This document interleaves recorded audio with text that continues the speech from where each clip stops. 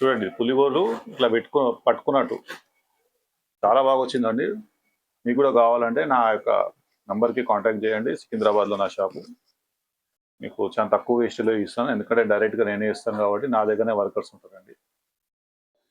ఇది 20 గ్రామ్స్లో చేసినాను. చాలా బాగా వస్తుంది ఇది. ఈ డిజైన్ ఎక్కడ దొరకదు మీకు, ఎందుకంటే ఇది ప్యాటర్న్ నా దగ్గరనే ఉంటుంది. చాలా డీపు, ఇట్లా ఎంటికలన్నీ బయటకు వచ్చినట్టు నరసింహస్వామి మన గోర్లు పట్టుకున్నట్టు కాన్సెప్ట్ ఇది.